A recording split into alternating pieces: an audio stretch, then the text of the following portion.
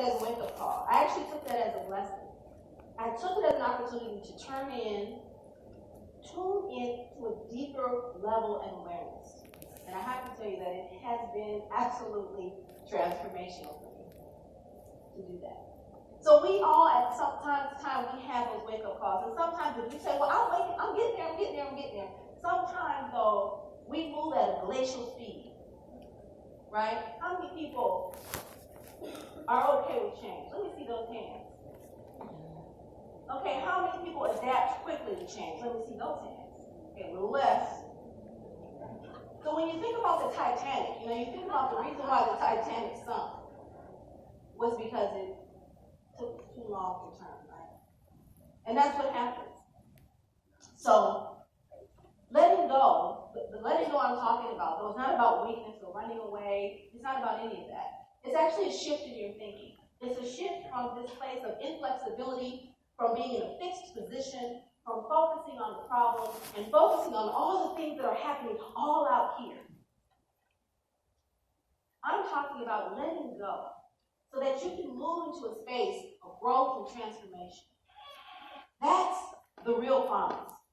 But here, often, the problem is often when your beliefs are grounded in material appearances, things on the outside going on, and they are not first grounded in spiritual principle, truth, and practice, then what you have is your conditions dictating your thoughts, your reactions, your mood, and the outcomes that happen in your life. The conditions. What do I mean by that? I mean that if my promise is fulfilled, then I'm excited, I'm happy. If I'm waiting,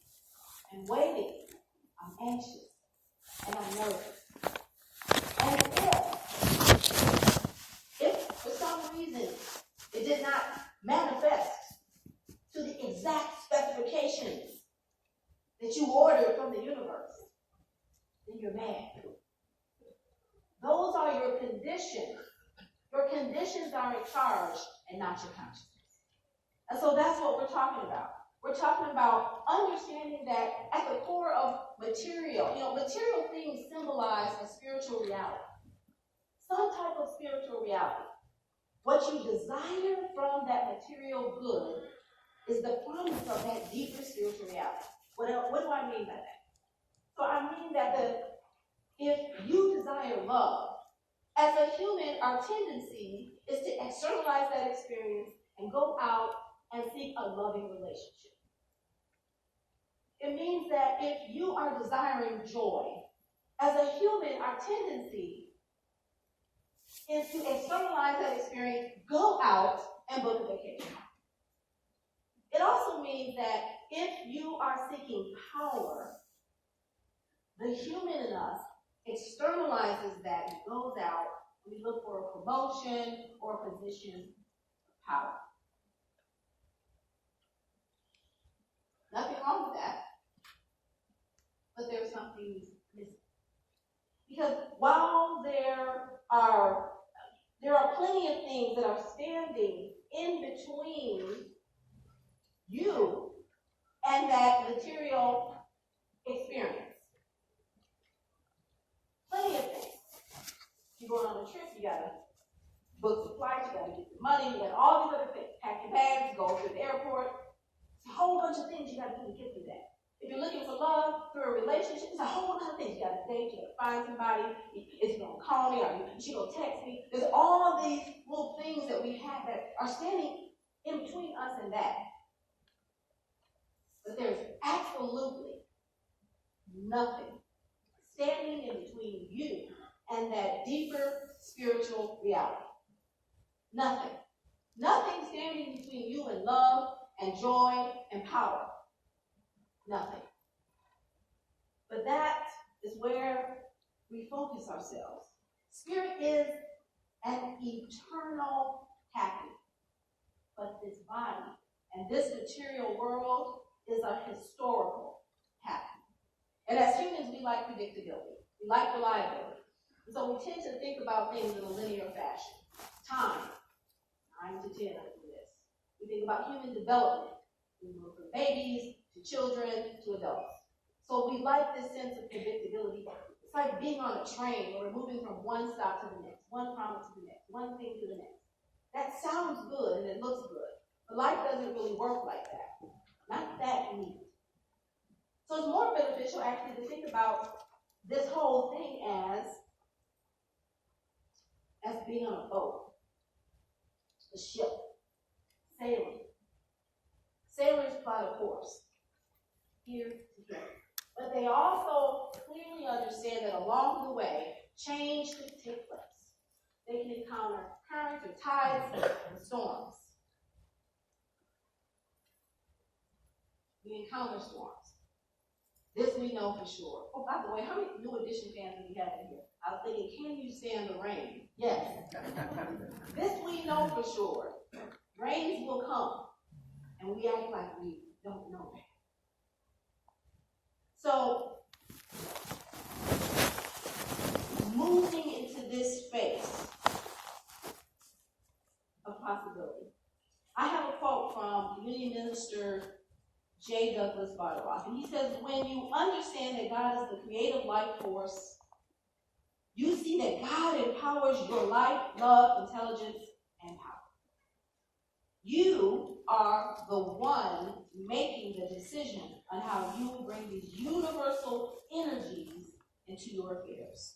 When you are in a reactionary mode, you often empower appearances, those conditions outside of you, in ways that strengthen that condition. So why are we empowering conditions? Well, we can empower our consciousness. And so I want to propose to you that we do that through, one of the ways that we do that is through equanimity. So what is equanimity? Equanimity is a principle, a practice, a belief. It is a perfect and unshakable balance of mind, rooted in insight. It is not a callous detachment. It is not emotionalist, and yet instead is full of understanding and compassion, but yet anchored. It is a state of being calm and balanced in the midst of difficulty. In fact, in the Buddhist tradition, they refer to it as being in the middle of the road, where there's a balanced perspective, inner stability, you're remaining centered when you're surrounded by turmoil and the rapid change that we were talking about earlier. Now, I know that it's not always easy. I know that equanimity being balanced. But this principle is found at the core of all the major religions. Every single one of them. We've already talked about how Jesus has been a divine demonstration of this because it represents a quality, a temperament that can help you weather the storm from your feelings, your thoughts, and your circumstances. And so when we say take a pause, most people go, oh, slow down, turn off the TV, come to church, go into my sacred prayer space, take a moment, pause. There's a quote from a spiritual teacher, Tara Brach, who acknowledges this difficulty. She says that often the moment when we most need to pause is exactly when it feels most empowerful to do so. Pausing in a fit of anger or when overwhelmed by sorrow or filled with desire may be the last thing we want to do. Pausing can feel like falling helplessly through space. We have no idea of what will happen. We fear we might be engulfed by the rawness of our rage or grief or desire. Yet without opening to the actual experience of the moment, acceptance is not possible. So this pause in the wake of equanimity is about inner stability. It's grace under fire. It's not being swayed and not making a problem out of every experience. So in the Bible, the stillness is a metaphor for equanimity. And again, throughout the Bible, Jesus talks about this and demonstrates it. And in particular, there's a story in Mark 4:35 through 41. And it's the story of Jesus asleep in the boat on a lake. And there is this terrible storm. And the disciples are losing their minds. They are panicking and screaming and running around, and they are wondering, what is this man doing? He is dead asleep. And they go to him and they ask him, do you not see this? Don't you care that we're about to die? And so Jesus responds with authority by rebuking the winds and calming the waters and the storm. And he says, peace, be still. That's equanimity. The power, the promise is not in the condition. The power and the promise is in you. How many of us are standing in that promise? Tapping into that power. That's where I want it. Are you with me? So there's an aspect of each and every one of us, you and me, that is living us. It's changeless. It's unmoving. It's experiencing your life. It is a place at the center of who you are.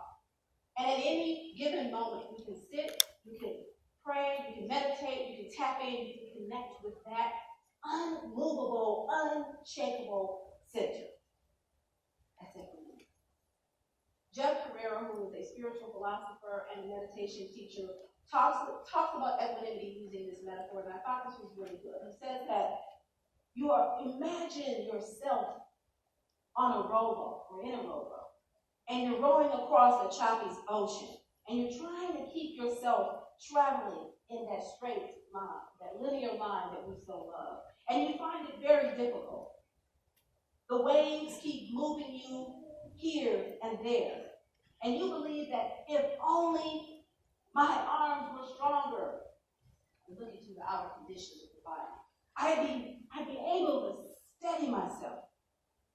But no matter how strong your arms in that boat, with those arms on that choppy sea, you would not be able to maintain the steadiness that you wanted. But now imagine, and I can see this in my mind's eye, that you are a huge ocean liner in that same choppy sea. And that the waves were so big compared to the little rowboat. You know, the licks on the hull of the ocean, just tiny licks, right? Nothing when you're this large ocean liner. And the ocean liner is able to maintain that straight line unaffected by the choppy seas that have once been challenging for the tiny rowboat. So I'm asking you, are you in the rowboat or are you in the ocean? It's your choice. You get to choose your experience. Equanimity increases our spiritual presence,